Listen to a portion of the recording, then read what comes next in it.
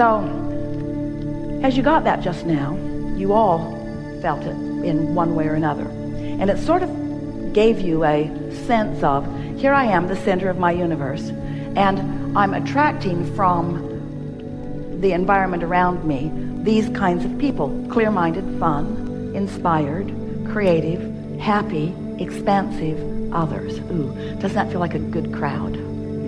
Oh, there you are. So it feels interesting that here I am, a person, and I've attracted a person, a person, a person, a person, a person, and I got a good party going on. What we would like you to realize is that there's a potential party in everybody you know. So when you get there, then you attract it from that one and that one. In other words, you're not looking for a whole different group of people. You're not reaching into the universe and selectively sifting through people to bring different people to you. You are tuning yourself to the attraction of the best of all of them. And we want you to give yourself credit for who you've already assembled, because you haven't been making mistakes. Nothing's going wrong. You're in the process of molding this into place. And there is so much positive momentum in every single relationship you have that with a little tuning, you can tune it into something that will be really delightful for both of you, you see. But the key is, you got to stop asking them to make the changes. You got to make them. You got to find the emotional change in yourself. And some of them will come with you. They'll come with you. Some of them will bounce off and go somewhere else because it's just too big of a gap. But most of the people you know will come with you. Most will, because you've already vetted them. They came to you. You've been a positive attractor for a long time. Every one of you has been a positive attractor for a long time. You're just freaking out in the specifics of it. Do you see what we're getting at? You're freaking out in the manifestational phases of it because you have a misunderstanding of how this works. So you've been attracting all of these wonderful people around you, and then you say, oh, these aren't the scenarios that I want. And then you get really specific about the stuff you don't want, and you put your umbrella up, and even though they're there ready to deliver to you the love and the clarity that you want, because their inner beings are there with them wanting to give you the part of them that you most want, you don't let it in because you are predisposed to who they are. Ooh, do you know how many opinions or attitudes you have about people around you that do not then let them give who they really are and what you really want from them to you? Because your perspective of who they are is already so cemented in terms of your vibrational practice that even though all of them wants to give you something different, you don't let that part in. You only let the parts in that you've practiced. People will rise or lower to your expectations 100% of the time. That's how powerful you are. Don't you love knowing that? So you say to your friend that you're mad at, you know, I've really turned you into a bitch.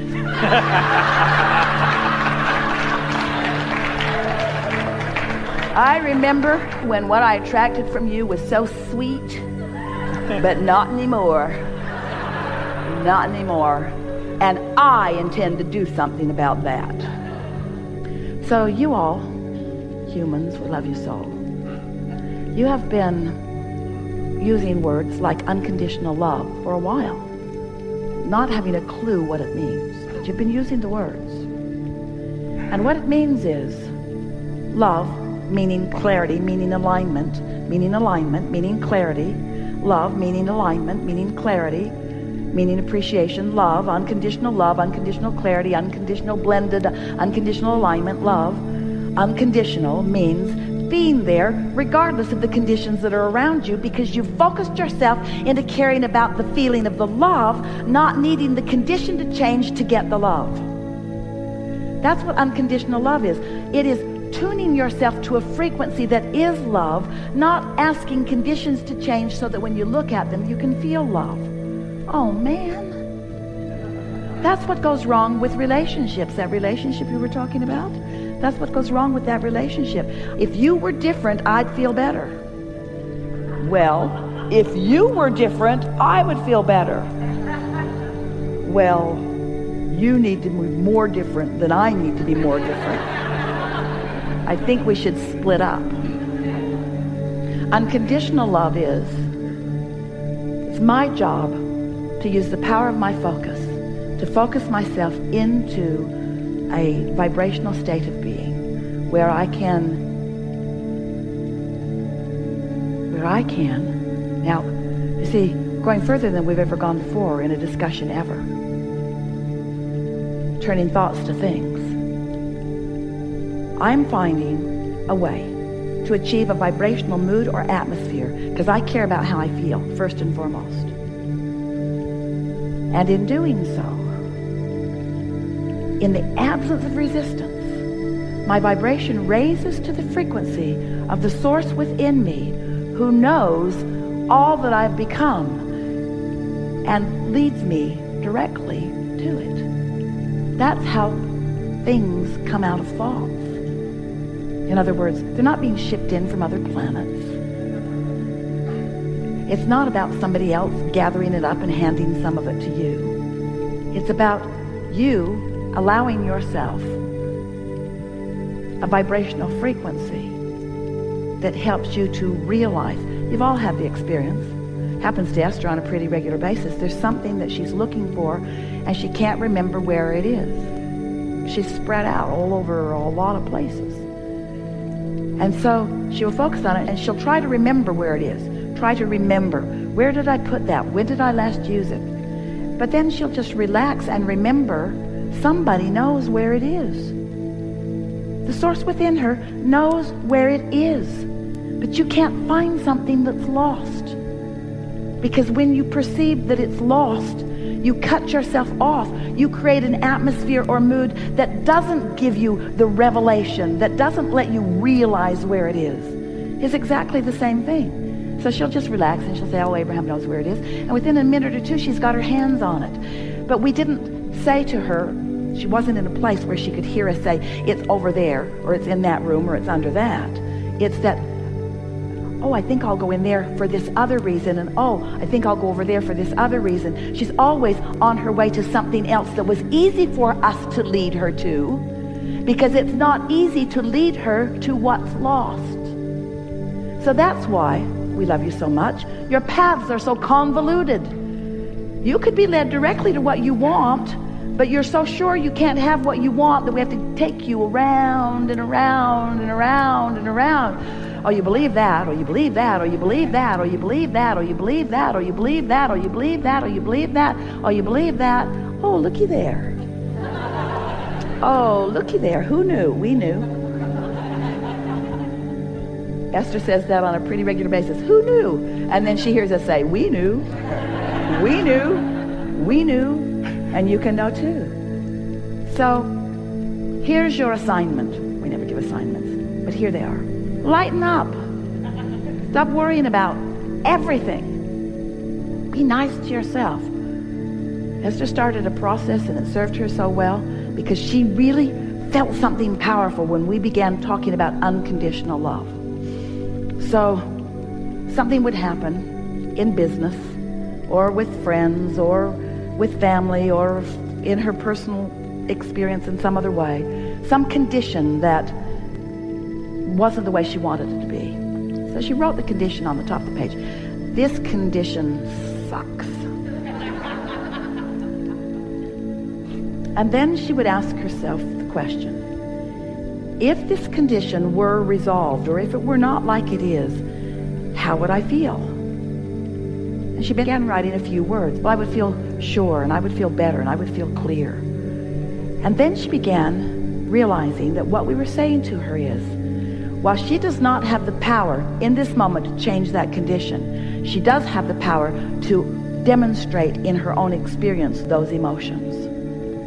And after a few hundred times of identifying a condition that she was blaming for how she felt, and then just by writing the word fun, clarity, love, freedom, exhilaration, just writing those general aligning words, she was discovering the emotions that she thought she needed the condition to change in order to accomplish without the condition changing at all. Unconditional alignment. That's freedom. Humans worry, oh Abraham, you're just teaching us to put up with stuff we don't like. Yeah. But not put up with it. Allow your vibration to be neutral, to be not pushing against it, to be ripe and ready for the inspiration. Because all those things that you want, all that stuff, and we know you don't just mean stuff, you mean conditions and you mean all of that, but all of it, you want it because you believe you would feel better in the having of it. And we want you to show yourself that you can feel better without the having of it, and then you have it. That is just the trickiest thing. Esther argued with us about that for about 5 years. You guys should have set that up better. Are you saying to me that if I really want something, that my desire for something that I don't have is going to prevent me from it, and I have to just kind of chill out and not try so hard? And we say, yeah. You have to find a way not to have active within you your awareness of its absence. Because when your awareness of its absence is the most active vibration you've got, you can never receive the revelation or realization. When you are in sync with who you really are and perceiving in a moment through that vantage point, indescribable. We've gone to a place that we have not been before. And we want to recap because you all, whether it's your first time here or not, you are all up to speed with what just happened here. So let's talk about what just happened here. Your source energy in physical bodies, and you had plenty planned before you got here, that is all still available to you. You got here, you sifted through contrast, you put more in there, more details about what you want. And Source became every bit of those details and is shining a vibration, shining a light, so to speak, about all that you have become. If you're feeling negative emotion in any moment, it's because you've become something that you're not quite letting yourself be.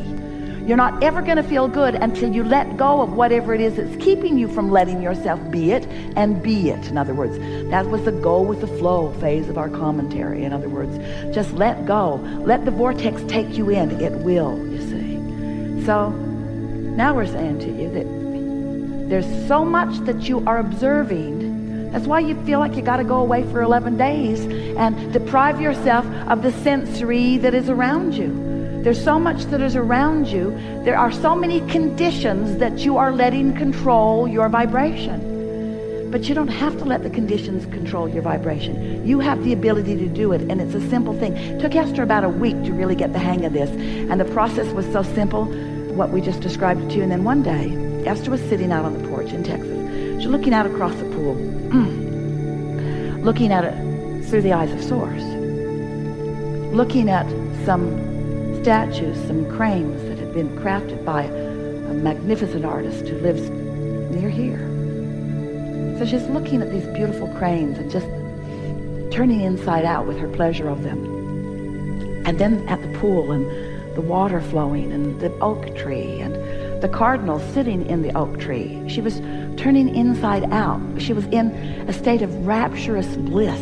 It was indescribable, as you can tell, as she is even now trying to find words that help you sort of get a sense of how wonderful it all felt. And she sat there, and then it sort of subsided as her focus began to drift a little bit. And then she thought, Abraham, I need to talk to you about this, because are these not lovely conditions that are producing this emotion within me? Prettiest sculptures, most lifelike and beautiful anywhere on the planet. Isn't that the reason I feel like this? And this oak tree that is 200 years old, that the house was built around, isn't that a condition that is part of the reason I feel like this? And this swimming pool in its perfection, aren't these conditions the reason I feel like this?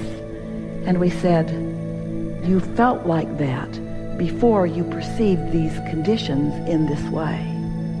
There's a big difference there. And she knew what we meant because she had never felt that way about any of these